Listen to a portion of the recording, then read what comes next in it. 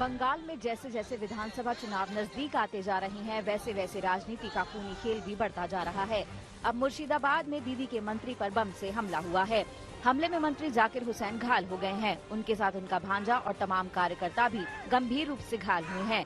हालांकि मंत्री जाकिर हुसैन की हालत अब खतरे से बाहर है। हमला तब हुआ जब जाकिर हुसैन मुर्शिदाबाद के निमटीटा रेलवे स्टेशन से ट्रेन की ओर बढ़ रहे थे।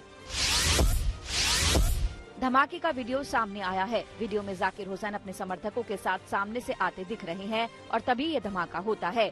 इसके बाद धुएं का गुबार छा जाता है। धुआं छटने के बाद जो मंजर दिखता है तो सामने आते हैं दर्द से तड़पते लोग। उनके साथ उनका भांजा और तमाम समर्थक भी मौजूद थे। जब वो ट्रेन की तरफ बढ़ रहे थे तभी ये धमाका हुआ। बीजेपी ने बम धमाके की निंदा की है और जाकिर हुसैन के जल्द स्वस्थ होने की कामना की है। बीजेपी ने इसे टीएमसी में आपसी झगड़े का नतीजा बताया। देखिए, मिनिस्टर का ऊपर हमला जिस ढंग से हुआ, बंगाल में कानून व्यवस्था पूरा ठप हो गया। पुलिस मंत्री जो मुख्यमंत्री ममता बनर्जी है वो पूरा फेल है और इसीलिए ऐसा घटना हुआ। चुनाव पे असर इसमें पड़े, इसके लिए एक प्रयास भी हुआ और हमको लगता है जो ये तृणमूल का अंदरूनी मामला है, आपस का लड़ाई है और इसमें कोई पैसा का खेल है कि नहीं, वो भी छानबीन होना चाहिए।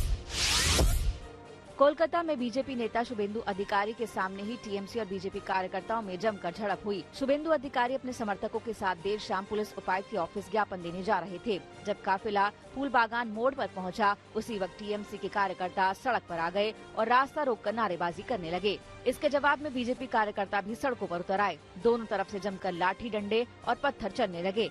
इस हंगामे और मारपीट में बीजेपी नेता शिवाजी रॉय घायल हो गए। उन्हें अस्पताल में भर्ती कराया गया है। उनका हाल जानने बीजेपी नेता कैलाश विजयवर्गीय भी पहुंचे।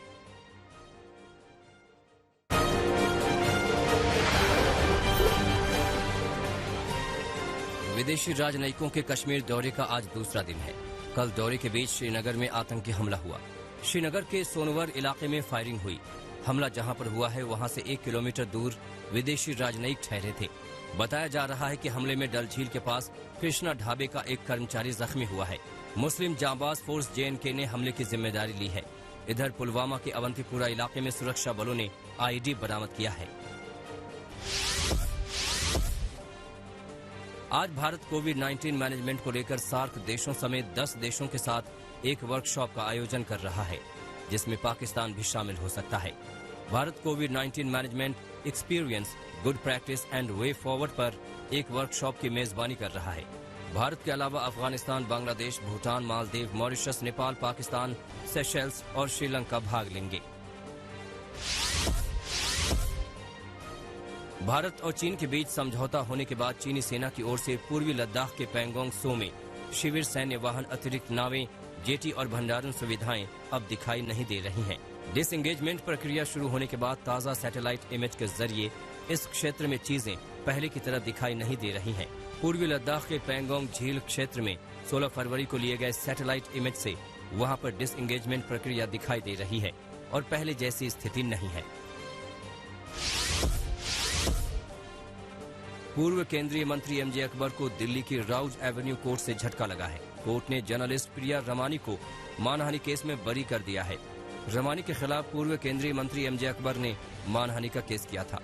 2018 में जब देश में मी टू कैंपेन शुरू हुआ था, तब रमानी ने MJ अकबर पर यौन उत्पीड़न करने का आरोप लगाया था। रमानी ने जिस घटना का हवाला दिया था वो 2 दशक पुरानी थी।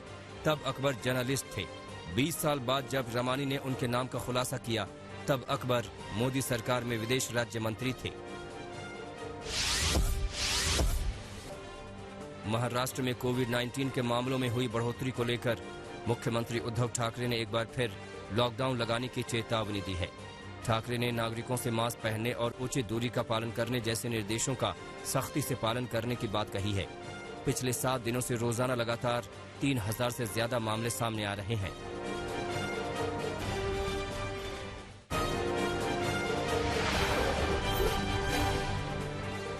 आज से अमित शाह पश्चिम बंगाल के 2 दिन के दौरे पर हैं। शाह दक्षिण 24 परगना जिले के काग द्वीप से बीजेपी की 5वीं परिवर्तन रथ यात्रा को हरी झंडी दिखाकर रवाना करेंगे। शाह कोलकाता से हेलीकॉप्टर के जरिए गंगा सागर पहुंचेंगे। वो गंगा सागर में एक प्रवासी परिवार के साथ दोपहर का भोजन करेंगे। वहां कपिल मुनि मंदिर में पूजा अर्चना करेंगे। फिर काक द्वीप में बीजेपी की परिवर्तन रथ यात्रा के आखिरी चरण को रवाना करेंगे।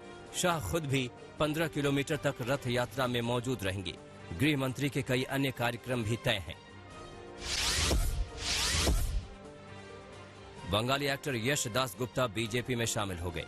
यश दास गुप्ता तृणमूल कांग्रेस की सांसद नुसरत जहां के करीबी हैं। यश के बीजेपी में शामिल होने की अटकलें कई दिनों से लगाई जा रही थीं, जिसका आधिकारिक ऐलान कर दिया गया। यश दास गुप्ता के साथ सौमिनी विश्वास, अशोक भद्र, मीनाक्षी घोष, मल्लिका बंदोपाध्याय, पापी अधिकारी, सौमली घोष विश्वास और त्रिमाला भट्टाचार्य सहित कई कलाकारों ने बीजेपी की सदस्यता ली है। आज देश भर में किसान संगठन रेल रोको आंदोलन कर रहे हैं। ये आंदोलन 4 घंटे तक चलेगा। दोपहर 12 बजे से लेकर 4 बजे तक रेल रोकी की जाएगी। किसानों के ऐलान के बाद से रेलवे भी अलर्ट पर है। रेलवे ने भी सुरक्षा के लिहाज से रेलवे प्रोटेक्शन स्पेशल फोर्स की 20 अतिरिक्त कंपनियां तैनात की हैं। पंजाब के निकाय चुनाव में किसान आंदोलन का असर देखने को मिल रहा है। किसान आंदोलन के चलते बीजेपी को पंजाब निकाय चुनाव में करारी मात खानी पड़ी है, जबकि कांग्रेस को प्रचंड जीत मिली है।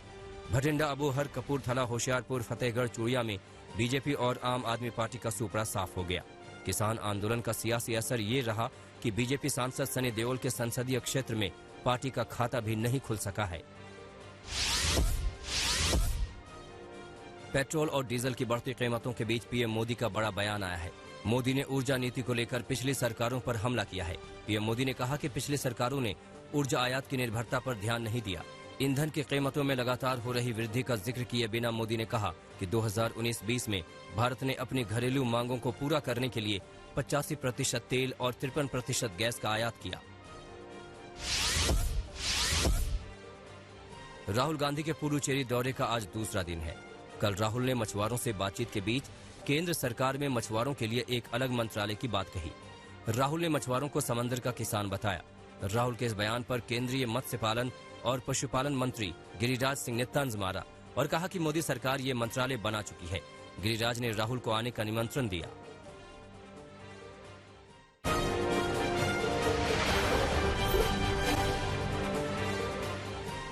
राजस्थान के अलवर में एक पत्नी ने अपने प्रेमी के साथ मिलकर अपने ही पति का कत्ल कराया और शव को फैक्ट्री में फेंक दिया।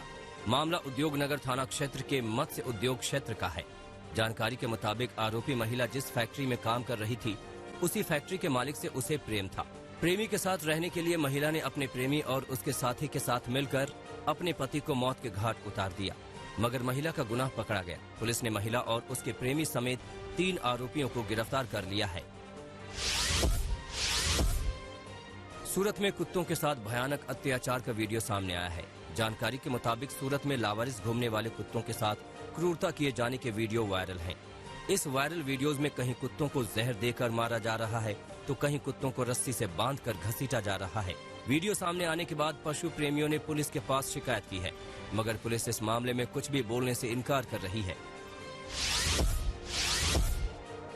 उत्तर प्रदेश के मुजफ्फरनगर में सड़क हादसे का भयानक वीडियो सामने आया है। मामला मंडी कोतावली थाना क्षेत्र का है। तस्वीरें देखिए। यहाँ नेशनल हाईवे 58 पर शादी समारोह हो रहा है। दुल्हन खुली गाड़ी में नाचते हुए आगे बढ़ रही है। दुल्हन के साथ गाड़ी के अगल बगल लोग भी नाचते हुए चल रहे हैं।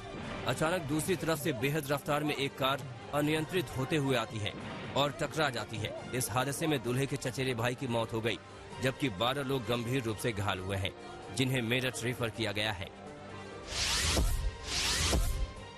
यूपी के रामपुर में 6 साल की बच्ची से हैवानियत की गई है। मामला केमरी थाना क्षेत्र का है।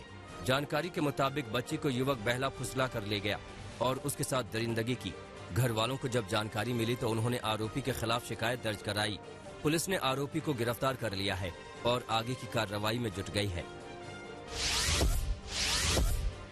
बिहार के हाजीपुर में 5 साल की मासूम से रेप करने वाले आरोपी को उम्र कैद की सजा सुनाई गई है। मामला वैशाली जिले के भगवानपुर का है। यहाँ जनवरी 2017 में एक शख्स ने 5 साल की मासूम से रेप किया था। मामला पॉक्सो एक्ट के तहत चल रहा था। इस केस में कोर्ट ने आदेश दिया है कि दोषी की जब तक मौत न हो जाए तब तक वो जेल में ही रहे। इतना ही नहीं, कोर्ट ने दोषी पर 2.5 लाख का जुर्माना भी लगाया है। साथ ही पीड़िता को 14 लाख रुपए मुआवजा देने का फैसला सुनाया है। कोर्ट ने कहा है कि नाबालिग पीड़िता के बालिग होने तक 10 लाख के फिक्स डिपॉजिट की जाए।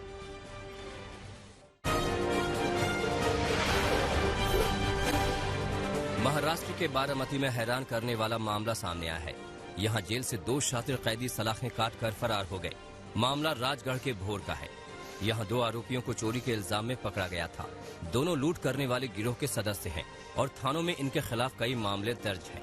आरोपियों को गिरफ्तार कर जेल भेजा गया था, मगर पुलिस को चकमा देकर ये जेल तोड़कर फरार हो गए। पुलिस की माने तो ये आरोपी पुलिस की वर्दी पहनकर चोरी की वारदात को अंजाम देते थे। पुलिस दोबारा इन आरोपियों की तलाश में जुट गई है। उत्तर प्रदेश के प्रतापगढ़ में दबंगों ने पुलिसकर्मियों को जमकर पीटा। मामला नगर कोतवाली के सदर चौराहे का है। जानकारी के मुताबिक यहां सीओ सिटी अपनी टीम के साथ चेकिंग कर रहे थे। आरोपों के मुताबिक दबंग पुलिस का वीडियो बना रहे थे। पुलिस वालों ने दबंगों को वीडियो बनाने से रोका तो दबंग पुलिस से भिड़ गए। थोड़ी देर में झड़प मारपीट में तब्दील हो गई। पुलिस के मुताबिक आरोपियों ने पुलिसकर्मियों को पीटा और वर्दी फाड़ने की कोशिश की। पुलिस ने 2 आरोपियों को हिरासत में ले लिया है। उत्तर प्रदेश के कन्नौज में एक शराबी पिता की वजह से 5 साल की बच्ची अस्पताल में जिंदगी की जंग लड़ रही है। जानकारी के मुताबिक गुरसहायगंज कोतवाली क्षेत्र में शराबी पिता को जब शराब के लिए घर से पैसे नहीं मिले तो उसने खौलते दूध में लात मारी। दूध 5 साल की बच्ची के ऊपर गिरा और बच्ची बुरी तरह झुलस गई। बच्ची को अस्पताल में भर्ती कराया गया है, जहां उसका इलाज चल रहा है, जबकि आरोपी पिता के खिलाफ मुकदमा दर्ज कर आगे की कार्रवाई की जा रही है। राजस्थान के सवाई माधोपुर में बारात में 2 गुटों में खूनी झड़प हुई। मामला गंगापुर थाना क्षेत्र का है। बताया जा रहा है कि एक बारात गंगापुर के राजमहल होटल में रुकी थी। इसी होटल में 2 पक्षों में पहले मामूली कहासुनी हुई और बाद में खूनी झड़प हो गई। बताया जा रहा है कि इस खूनी हिंसा में एक शख्स की जान चली गई। हत्या करने वाले आरोपी मौके से फरार हो गए। पुलिस अब पूरे मामले की जांच में जुट गई है।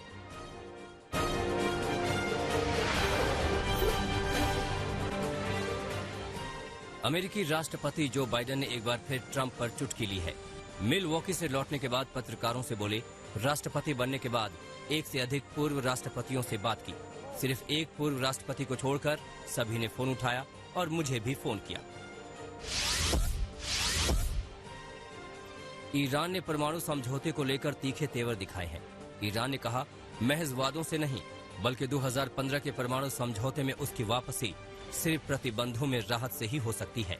2018 में ट्रंप सरकार के हाथ खींच लेने से ये समझौता रद्द हो गया था। तब से ईरान ने अपनी परमाणु क्षमता में लगातार बढ़ोतरी कर रहा था। नमस्कार, मैं हूं अंशु शर्मा और हमें उम्मीद है कि आपको ये वीडियो जरूर पसंद आया होगा। ऐसे ही बाकी वीडियो देखने के लिए देखते रहिए द इंडियन समाचार और वीडियोस पसंद आने पर हमारे चैनल द इंडियन समाचार को लाइक, शेयर और सब्सक्राइब करना ना भूलें।